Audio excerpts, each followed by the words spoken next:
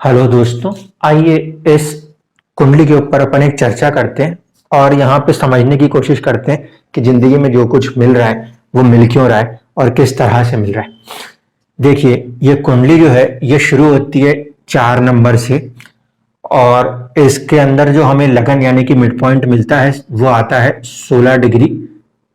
कर्क राशि, cancer sign, नक्षत्र है पुष्यामी। पुष्यामी नक्षत्र के जो स्वामी होते हैं वो होते हैं शनिदेव। अब इस कुंडली में शनिदेव जो हैं वो एक तो नीच और दूसरा वक्री। ग्रह अगर नीच हो और वक्री हो तो हम मानते हैं कि चलो वो ठीक ठाक है, ठीक है। तो यहाँ पे हम इस पोजीशन को मान लेंगे कि वो ठीक ठाक है, लेकिन रियलिटी क्या होगी, कहीं ना कहीं हम इसमें कह सकते हैं कि शनि क्योंकि नीच राशि में विराजमान है, भले वो 10वें भाव में हो, तो कहीं ना कहीं एक संघर्ष जीवन की शुरुआत में अगर खुद को ना रहा तो अपनी फैमिली को जरूर रहा होगा। अपने जन्म के बाद अपने फादर, क्योंकि 10th हाउस जो है वो फादर है, वहां पे जाके कोई ग्रह नीच का हो रहा है तो वहां पे उनको भी शायद कुछ तकलीफों का सामना करना पड़ा होगा। अब देखिए, ये शनि 10th हाउस में बैठे हैं, वहां तो वो अच्छे हैं, कहने के लिए वो नीच भी हैं, और फिर वो करते हैं राशि परिवर्तन। उस तक अपन आएंगे और चीजों को समझेंगे, लेकिन उसके पहले एक दो चीजों को ध्यान से देखिएगा। एक तो ये कि 10th हाउस का जो लॉर्ड है वो 7th में बैठा है, वो भी उच्च का होकर बैठा है, तो कहीं ना कहीं इंसान जो है वो एक अच्छी फैमिली में जन्म लिया होगा, हम ऐसा कह सकते हैं, क्योंकि जो 10th हाउस हमारे फादर को रिप्रेजेंट करे वो कहीं ना कहीं पर उच्च के हो रहे हैं, तो एक अच्छी फैमिली में, एक नाम वाली फैमिली होने की पूरी संभावना बनती है। शनि जो बैठे हैं वो बैठ गए हैं अश्विनी नक्षत्र में, जो कि है केतु के हवाले।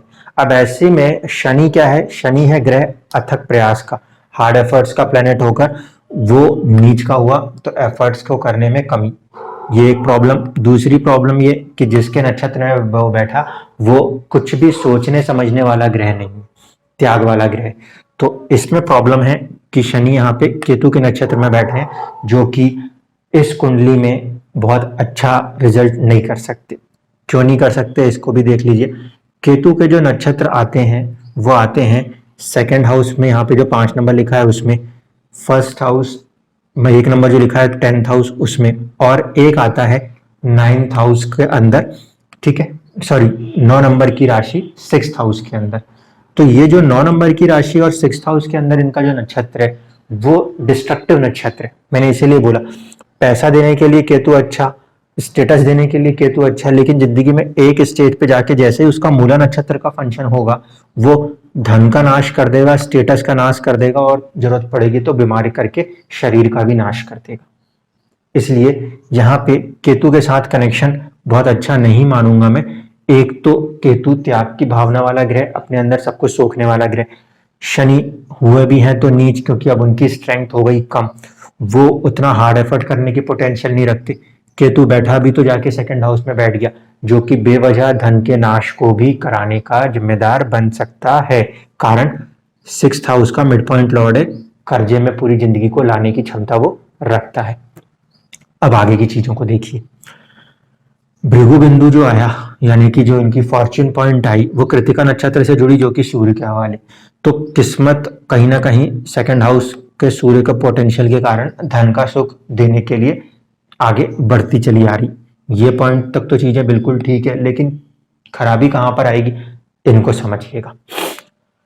1st हाउस का लॉर्ड 1st हाउस में बैठा, हेल्थ के लिए अच्छा है, लेकिन इंसान कैसा हो गया, इमोशनल नेचर। मदर का बहुत ज्यादा प्रेम आएगा, क्योंकि चंद्रमा अपने ही राशि का है, बहुत ज्यादा इमोशनल होगा इंसान। दूसरी तरफ पे शुक्र अपनी राशि का है और सबसे ज्यादा स्ट्रॉन्गेस्ट प्लेनेट है।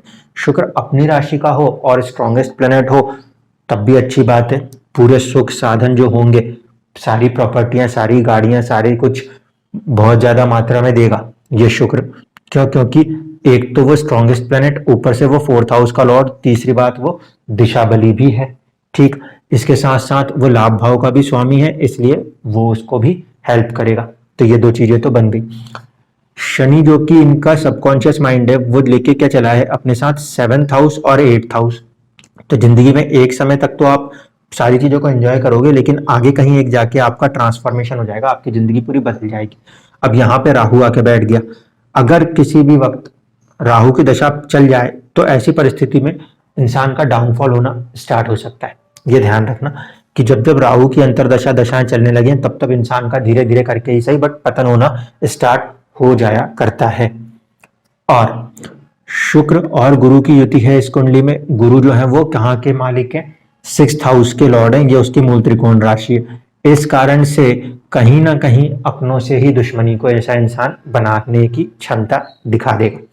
क्यों? क्योंकि ये रोग रिपु ऋण का है और ये 4th हाउस में बैठा, तो अपने ही घर वालों से अपनी दुश्मनी बनाने के लिए ये ग्रह जिम्मेदार हो जाएगा। इसी तरीके से आप अगर ध्यान से देखोगे तो किस्मत की कुंडली में शनि 12th हाउस में जाता है, फिर खर्चे के भाव में वो कनेक्ट हो रहा है, तो बेवजह के खर्चे या फिर बीमारियों से जुड़ जाए। शुक्र जो कि स्ट्रॉन्गेस्ट प्लैनेट था वो भी 12th हाउस से कनेक्ट हो रहा है किस्मत में। ऐसी परिस्थिति में भी हम ये कह सकते हैं कि इंसान बेवजहों के खर्चों को अपनी शानो शौकत में बर्बाद करने की क्षमता दिखा सकता है। तो ये शुक्र यहाँ पे सबसे मेन कारण है जिंदगी में ज्यादातर उथल पुथल लेकर आने के। एक तो स्ट्रॉन्गेस्ट प्लैनेट है, दूसरा उसके पास दिशा बल है, तीसरा उसके पास 12वें घर की क्षमता आने के कारण वो विलासिता में ज्यादा लिप्त हो रहा है। क्योंकि आपका सबकॉन्शियस नीच है केतु के हवाले, इसलिए आप कुछ भी सोच नहीं सकते, समझ नहीं सकते, कुछ करने जाएंगे कुछ और कर बैठेंगे। वैसे भी 10वें घर में शनि ऊपर और नीचे करता रहता है जिंदगियों को। हाँ, प्लस पॉइंट क्या है इसको देखते हैं। प्लस पॉइंट ये है कि राशि परिवर्तन हो रहा है। राशि परिवर्तन होने के कारण ये शनि जब 7th में आएगा तो वहां पे तब ये नेगेटिव क्या कर जाएगा, मैरिटल लाइफ में डिस्टर्बेंसेस क्रिएट कर देगा। क्योंकि 7th का लॉर्ड 7th में लेकिन वक्री पाकर खो देने जैसा हाल कर सकता है। मंगल यहाँ पर जाएंगे तो ये अच्छा है, ये कहीं ना कहीं इंसान को एक स्टेटस राइज देता है ये योग। क्यों? क्योंकि प्रोफेशन का लॉर्ड जब 7th में आता है तो एक अच्छी पब्लिक इमेज देता है, यहाँ पे यही हो रहा है। और 7th के जो 7th लॉर्ड है वो 10th में जाता है तब भी ऐसे ही सुख होता है। तो कहीं ना कहीं जनता का सुख मिलने की पूरी संभावनाएं बनती हैं। लेकिन कभी भी गलती से अगर कुंडली में राहु की दशाएं लग जाएं तो फिर बहुत जबरदस्त डाउनफॉल होने का डर रहता है। इस चीज को ध्यान रखना होगा। अगर ड्रिंकिंग हैबिट के अंदर लगे हुए हैं तो शनि बर्बाद करने में बिल्कुल सक्षम है, पूरी तरीके से बर्बाद करेगा। क्यों? क्योंकि किस्मत की कुंडली का जो एसेंडेंट बनता है, लगन बनता D9 नवमांश का, वो 6ठे घर में आ रहा है। तो अपनी ही गलत आदतों के कारण इंसान जो है वो बीमार हो सकता है। किस्मत के अंदर 12th हाउस का मालिक होके बुध जो है वो 6ठे में बैठा है, वो कोर्ट कचहरी और इन मामलों में इनको सपोर्ट तो कर देगा। लेकिन ये समझ लीजिए कि बुध ना सिर्फ कि 12th बल्कि 3rd हाउस का भी लॉर्ड है। तो ये बेवजह के दूसरों के साथ दुश्मनी, छोटे भाई बहनों से, बड़े भाई बहनों से, सबसे दुश्मनी कराने में ये बुध सक्षम हो जाएगा। क्यों? क्योंकि वो लिटिगेशन हाउस को पूरी तरीके से किस्मत में कनेक्ट कर रहा है और लगन कुंडली में वो देखता भी है। गुरु और केतु किस्मत की कुंडली में जो है वो पंचम भाव में जुड़ रहे हैं। पंचम भाव में जुड़ रहे हैं तो किस्मत का कनेक्शन तो बहुत अच्छा कह लूं, लेकिन ये जो 6th हाउस है इसका लॉर्ड अगर यहाँ बैठा है तो वक्त आने पे अपने ही संतान से अपनी दुश्मनी होने लग जाएगी। ये एक नेगेटिव पॉइंट बनता है। केतु यहाँ पे कनेक्ट हो रहा है जो कि आपकी कुंडली के अंदर पहले तो 2nd हाउस में था, अब वो कहीं ना कहीं फिर सूर्य के साथ है। तो ये धन का नाश कराने की क्षमता रखता है। इस कारण से हम यहाँ पे यही सलाह देंगे कि जातक जो है वो अपने आप को कंट्रोल करे, ड्रिंकिंग हैबिट्स और इन चीज़ों से बचे रहे, सेल्फिश थॉट से थोड़ा सा बाहर निकल के ह्यूमैनिटेरियन थॉट्स के साथ काम करे तो बहुत अच्छा राइज होगा। नहीं तो यही किस्मत आपको डुबो देगी। क्योंकि शनि से किस्मत में केतु फिर षडाष्टक है, तो अगर हम नहीं संभले तो फिर किस्मत हमारे को धीरे धीरे करके प्रॉब्लम में लेकर आती है। इसीलिए इस कुंडली में अगर आपको उपाय की जरूरत है तो उपाय क्या होंगे, ज्यादा से ज्यादा गरीबों के साथ जुड़ के उनकी जिंदगी को समझिए, उनके ऊपर काम कीजिए, ताकि आप जो अपनी अमीरी में जी रहे हो उस नेचर को आप थोड़ा सा खत्म करो, कम करो, और वो आपको कहीं ना कहीं राइज दे। क्योंकि 10th हाउस के अंदर शनि का कनेक्शन हमेशा स्टेटस में अप एंड डाउन देता है। तो ऐसी परिस्थिति में अगर हम गरीबों के साथ जुड़ते हैं और काम करते हैं तो एक स्थिति में उनके आशीर्वाद भी आपको एक स्टेबिलिटी देने का काम जरूर करेंगे।